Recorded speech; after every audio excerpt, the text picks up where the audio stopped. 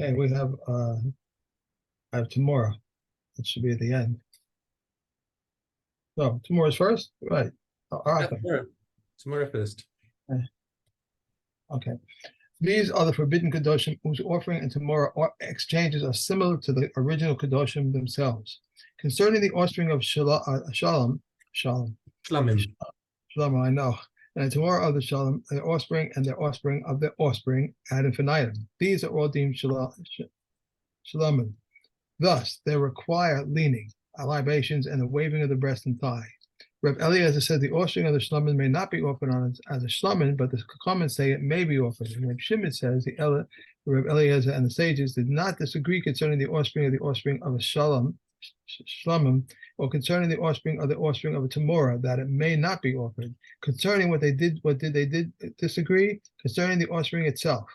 Reb Eliezer says it may not be offered, where the comments said it may be offered. And Rabbi Shua and Reb Papa testified concerning the offspring of a shalom that may be offered as a shlomin. Reb Papa said, I testified that we had a cow that was a shlomin sacrifice. We ate it on Pesach, and we ate its offspring as a shlomin on the festival. Concerning the offspring of a Todah and the Todah's Temura, the offspring of the Todah and the Temura and the offspring of their offspring, they are all treated like the Todah except that they all do not require bread. The Temura of an Ola, the offspring of the Temura of an Ola, and the offspring's offspring, and the offspring of its offspring, as infinitum, these are all treated like the Ola itself. Thus, they require skinning, dismembering, and are consigned in their entirety to the fires. If one designates the female itself as an Ola, and she gave birth, if one designates a female animal as an Ola, and she gave birth to a male, the offspring is left to graze until it develops a blemish, and should then be sold, and the owner should bring an ola with the proceeds. Reb Elazar says the offspring itself is offered as an ola. If one designates a female animal as an asham, it should be sent first to graze until it becomes blemished. Then it should be sold, and its owner should bring an asham with its proceeds. And if the owner's asham was already brought, its proceeds should fall to the temple chest with voluntary offerings. Reb Shimon says it should be sold even without a blemish. Concerning the Temura of the Asham and the Temura of the offspring of a Temura, that is the Temura's own offspring, the offspring of an offspring and infinitum, they should be sent to graze until they become blemished. Then they should be sold, and their proceeds should fall to the temple's chest for voluntary offerings. But Reb Eliezer says they should be left to die. Reb Eliezer says the owner should bring all the offerings with their proceeds. An Asham, whose owner died, and one whose owner received atonement should be sent to the graves until they become blemished. Then they should be sold, and their proceeds should fall to the temple chest for voluntary offerings. But Reb Eliezer says they should be left to die, and Reb Eliezer says the owner should bring an ola offering with their proceeds.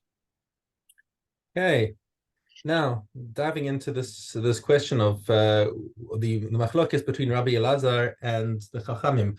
Remember, we were talking here about an animal that was a temura that was like a Temura's offspring for an ola.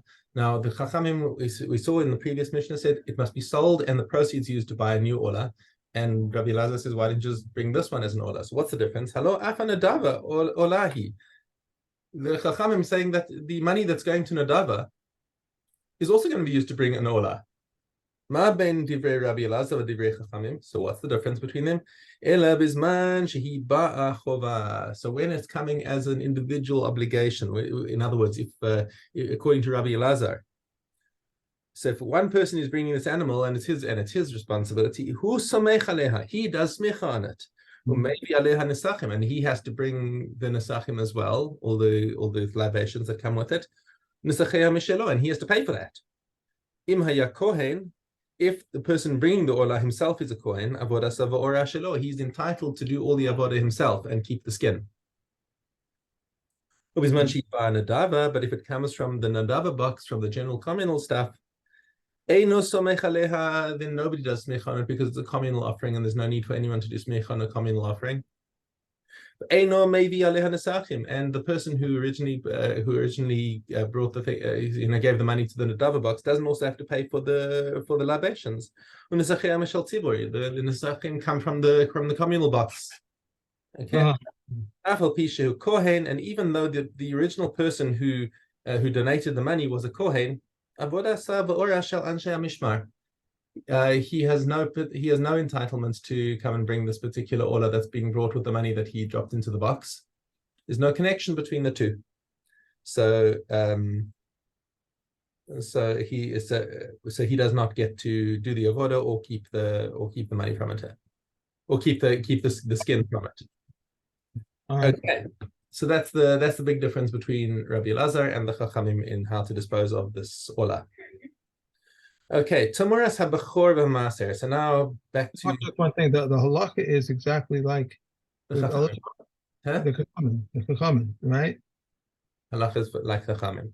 But I mean, he's right when he says, what's the difference? I put it in the box, and I'm going to get the same ola. I'm Right, but as we just saw in this Mishnah, this is the difference. Is whose responsibility is it? Does he have to bring the libations? And if he's a Kohen, does he have the entitlement to perform the avodah himself? Right. Okay. That, by the way, it just introduced an interesting point over there, is that normally avodah is done by the Kohanim on duty, but if a Kohen himself is bringing a korban, then he can say, even if it's not his mishmar, he can say to the people on mishmar, listen, I'm a Kohen, I want to do this avodah, and they can say, okay, fine, you do, and that's fine. Okay.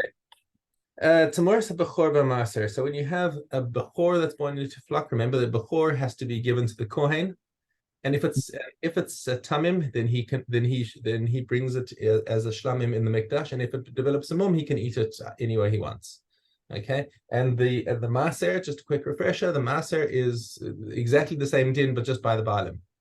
The only difference is he doesn't have to give it to the Kohen; he keeps it for himself. If it's tamim, he brings it into the mikdash as shlamim, and if it gets a mum, he eats it by himself. Okay, so that's the original animal. Now, what happens if he does a temura on them? Okay, uvladan, and he keeps the temura. So let's say a bechor, he does a temura on and because the bechor has to be a male, obviously. So he does a temura with a female, and the female gives birth. Or maser could be either, because it's whichever animal comes out. So there's no distinction between male and female by maser. Okay, and any generations that come out of them, they have exactly the same din as bechor and maser. And as soon as they get a mum, they may be eaten wherever they are by the owners. What's the big difference between bechor and maser and all the other kodshim?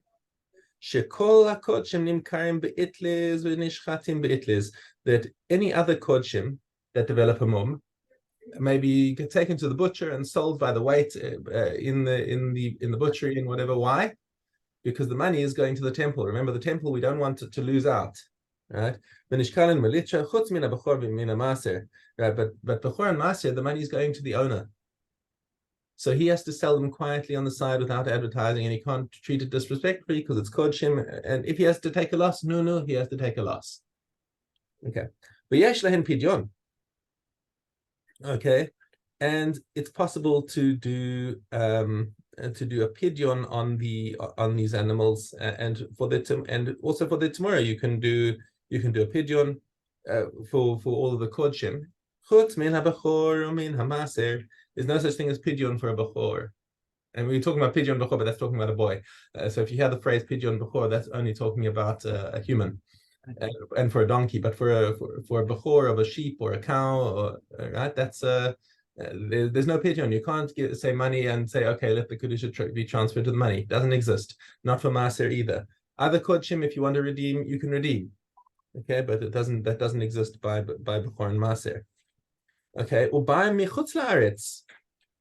All korbanos can come from chutz laaretz. You can send an animal from Syria and bring it through to the temple, no problem.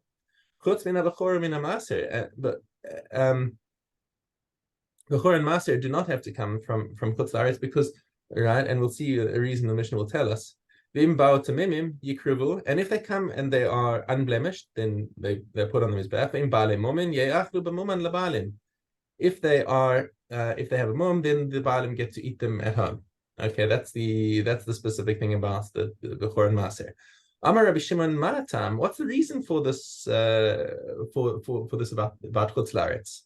says Shabachor v'hamaser yesh lahem parnasa b'mkoman, because you've got an eitzah for bachor and maser in Chutz La'aretz. Right, just leave them. They can get you can just leave them, let them get a mum, and then you can eat them. Whereas if you're sitting in Syria and you designate an animal as kodshim, if you designate an animal as a korban, what you're going to do? You have no choice but to bring it to the temple, because either it or even if you do a pigeon, you have to bring the money. So those things have to be brought to Yerushalayim. But the Bechor and Maser, there's no reason to bring them if you just want to sit waiting for them to develop a mum.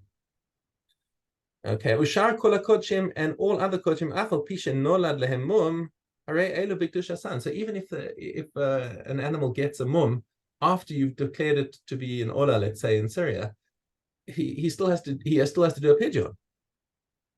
Right? They keep their kedusha, and therefore the only thing that therefore you have to bring them to Yerushalayim.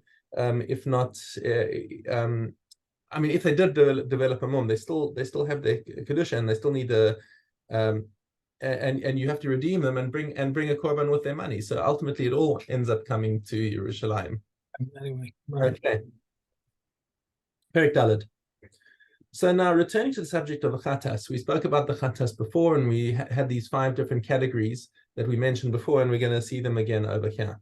And I think this is actually like over there we mentioned them as kind of background info, and this is where the background info comes from, is from this Mishnah.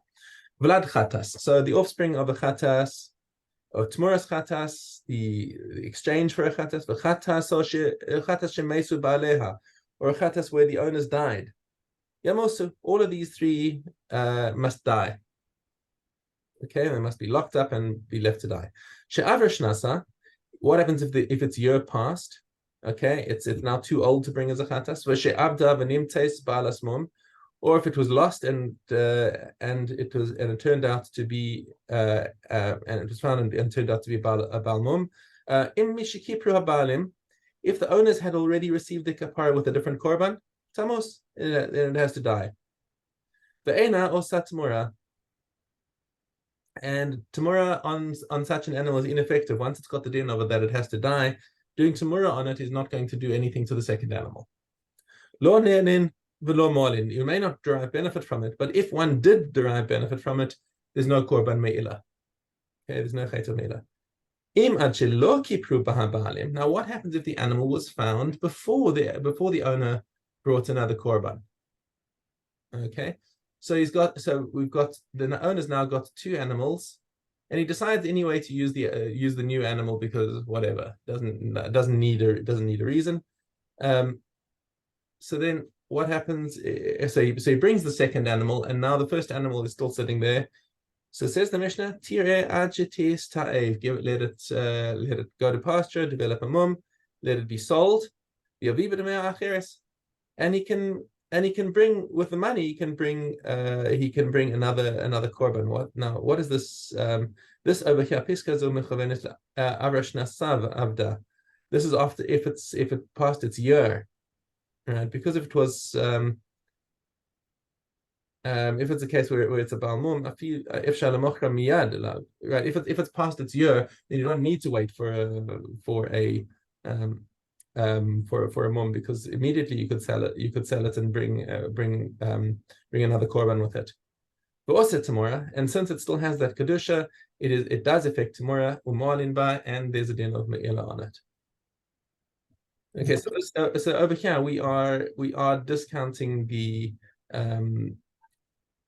wait, no, it's not Rabbi Eliezer.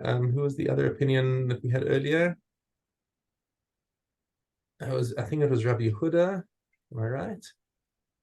I'm just gonna. Well, we're probably gonna do Chazara on it soon, so we'll remember. But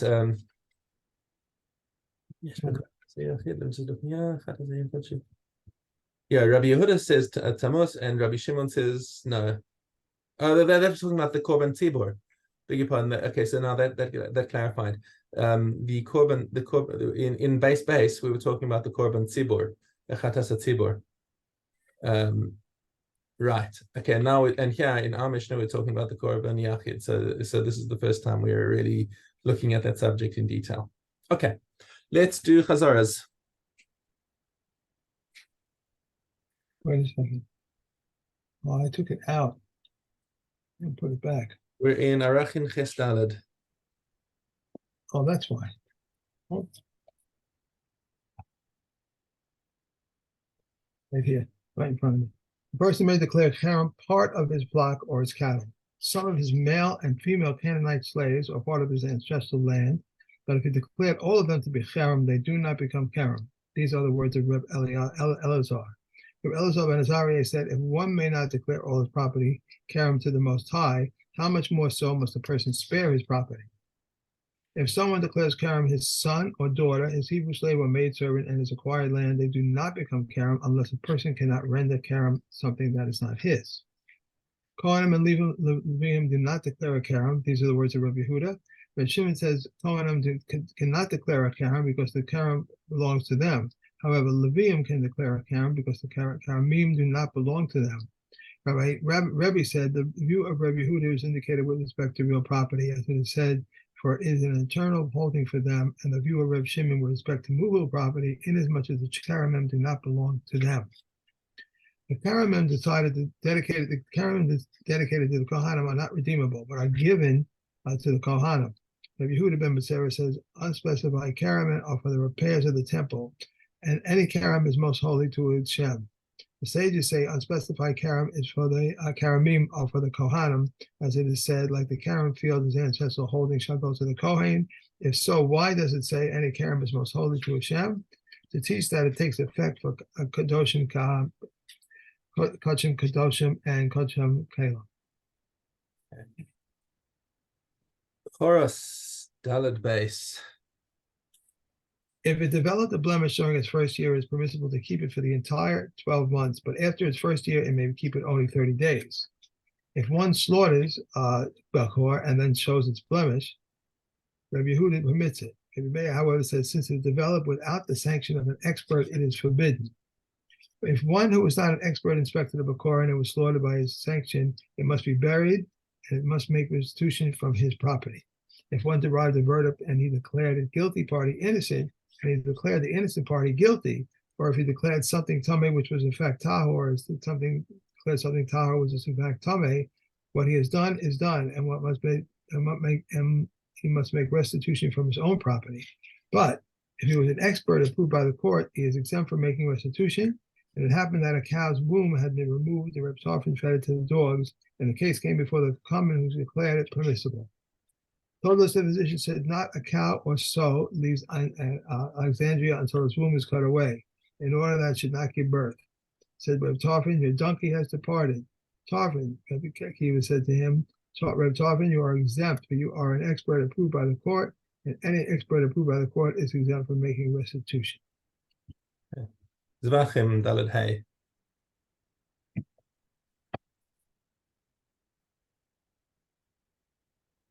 Consecrated offerings of non-Jews, one is liable for them for pigul, nosor, or tameh, and one who slaughters them outside the temple is not liable. These are the words of Reb Meir, but Reb Yossi declares him liable. Things for which one is not liable for pigul, one is still liable for them for nosor, and for tameh, except for the blood. Now Shimon says these for things which are usually eaten, but for the likes of wood, frankincense, and incense, one is not liable for them. It's for tumah.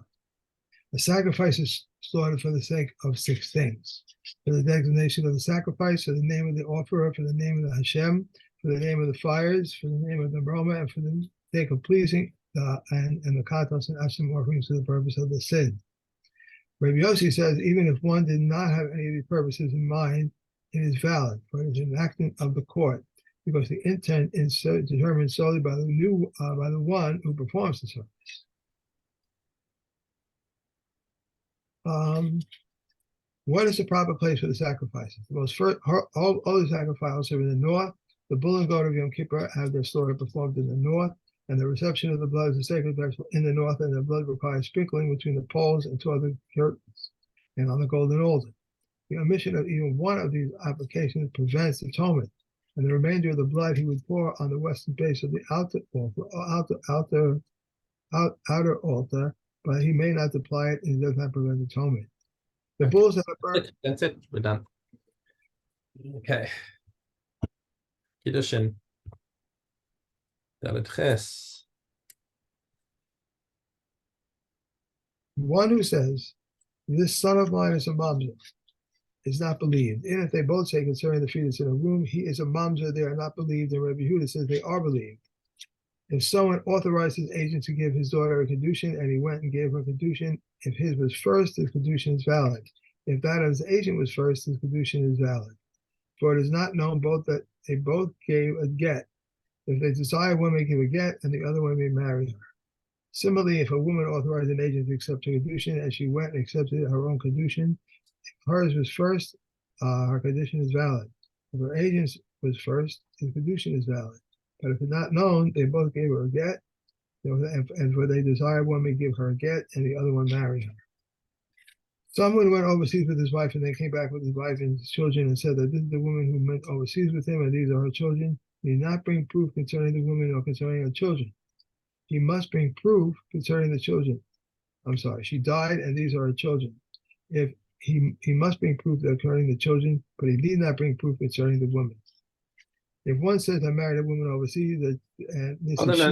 You're in Yud Aleph now, so that's okay. That's 3. We're going to finish Kiddushin soon. Probably on, I think on Shabbos we're going to start Baba Kama. Okay. Gimel.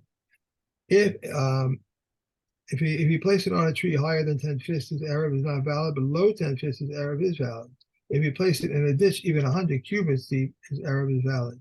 If he put if he put atop a reed or atop a pole, so long as it is unmoved and is stuck into the ground, even if it is 100 cubits high, his Arab is valid. If he placed it in a locker and lost the key, the Arab is valid. Rabbi Eliezer says he does not know that the key is in its place, the Arab is not valid. If it rolled beyond the tefillin and a heap fell on it, or it burned and it was Temura, which became contaminated, or it was Truma, which became contaminated, if it was still day, the Arab is valid. If after dark, the Arab is valid. If in doubt, Reb Meir, Rabbi Yehuda say he is caught in between Rabbi Yossi and Rabbi Shimon and say a doubtful Arab is valid. Says Rabbi Yossi, a tumor list attested in the name of 5 sages that a doubtful one is valid. A person may attach a condition to his Arab and say, if Gentiles come from the east, my Arab is to the west. If they come from the west, my Arab is to the east. And if they come from both directions, they shall go to the place I choose. If they do not come from either directions, I am as my townsman. If a scholar comes from the east, my Arab is to the east. If it's from my west, the Arab is to the west. If one comes to here and one comes from there, I shall go to the place I choose to neither direction. I am as my townspeople. Rabbi Yehuda says if one of the scholars where he teaches, he must go to his teacher, but if both were his teachers, he may go to the place he chooses. Okay. And mikvahs.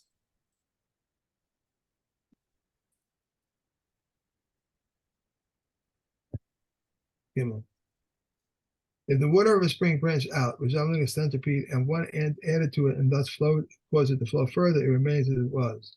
But if it was standing water and one added to it and thus caused it to flow, then it is equal to a mikvah in that it required purifies only with still water, and it is equal to a spring that one may immerse. Things which therein, whatever its amount. All the seas are like a mikvah, it is said, and the gathering mikvah of waters he called seas. These are the words of the mayor. Rabbi Yehuda says only the great sea is like a mikvah, and it says, and it sees only because it contains many kinds of seeds. Rabbi Yossi says all the seeds can purify while flowing, but they are unfit for Zabim and for Surim, and they considered performing the purification water. Flowing water is like a spring, and trickling water is like a mikvah. Rabbi Tzadok testified that when the flowing water is more than trickling water, is valid. And if the trickling water was made to flow, it may be blocked even with a stick even with a cane, and even by a zav or a zavar, and then may one go down and immerse himself. These are the words of Rabbi Yehuda. Rabbi Yehuda says one may not stop a flow with anything that's susceptible to tumah. Okay. And he's done. Okay. Have a great day. You too. Make it. Okay. All right. Bye.